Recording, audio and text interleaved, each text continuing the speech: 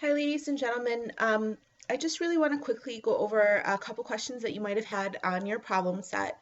If you have any other questions, I would be more than happy to help you out with it when I see you next time in class. But I just want you to notice something about questions 10 through 13. They all have the same parent function, and actually, if you notice, they all build. So for example, in question number 10, your parent function is the square root function. In number 11, it's the square root function, but it's shifted 5 units to the right. So what you would need to do is take your answer from number 10 and shift that 5 units to the right, and that will be your answer to number 11, okay? And then in number 12, if you notice, it's shifted 5 units to the right, and then it's multiplied by a scale factor of -2. So it's vertically stretched and reflected over the x-axis.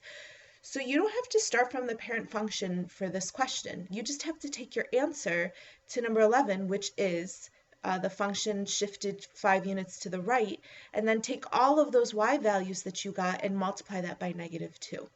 And then in number 13, the transformation is a shift 5 units to the right, a stretch of scale factor of 2, a reflection over the x-axis, and a shift of 3 units down. But the only difference from number 13 from number 12 to number 13 is that it's shifted 3 units down. So you can take your answer from number 12 and shift it 3 units down, okay? But I do want to talk to you guys about question number 14, because on number 14, you're just given the problem immediately. There's no progression to this answer.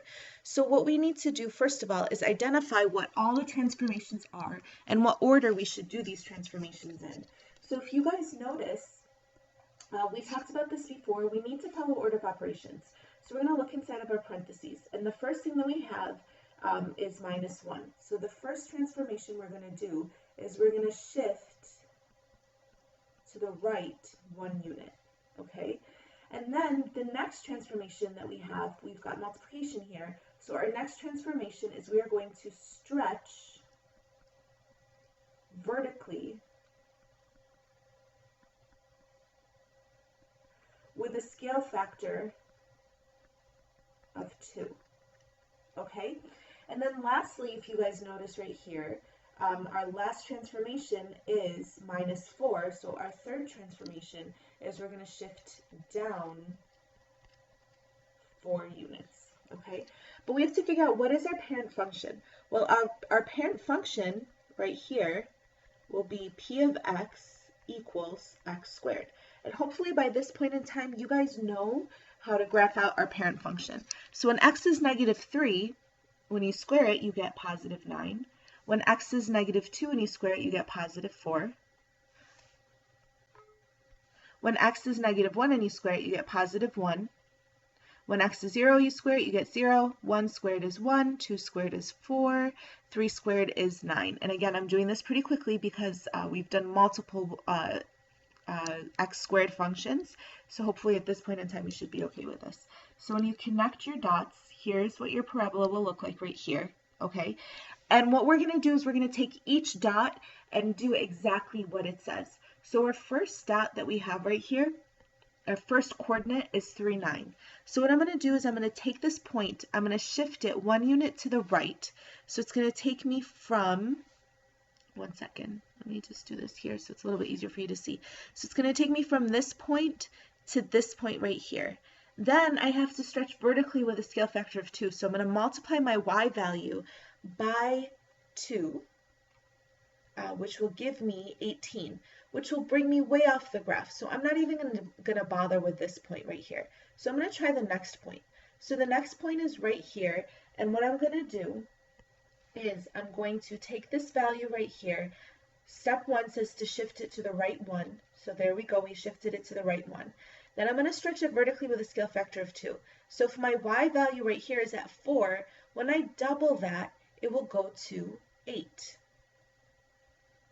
right? Because 4 when you double it is 8. And then it says to shift it down 4. So count down 4, 1, 2, 3, 4. There's where my new coordinate is going to be. Now it's just a coincidence that it was at 4 before, and then it went up to 8, and then it went back down to 4, because double 4 is 8. So then when you subtract 4, you get back to the 100% you were at already. Okay, so now let's take this one right here. What you're going to do is you're going to shift to the right one. That's our first transformation that we have right here. And then I'm going to double my y value, which is 1. I'm at 1 right now, so when I double it, I get 2. And then I'm going to shift it 4 units down. So 1, 2, 3, 4.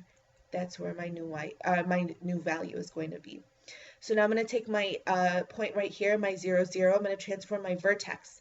I'm going to go to the right one. I'm going to multiply it by 2. But when I multiply my y value by 2, it stays 0. Okay? And then I'm going to shift it down 4. 1, 2, 3, 4. Okay? All right, let's try this one right here. This one I'm going to go to the right 1 unit. That's what transformation number 1 says to do. Transformation number 2 says to stretch vertically with a scale factor of 2.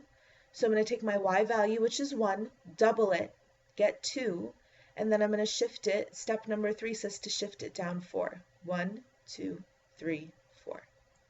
Hopefully you're starting to see the symmetry of our parabola. And then this last point right here, I'm going to take it 1 unit to the right.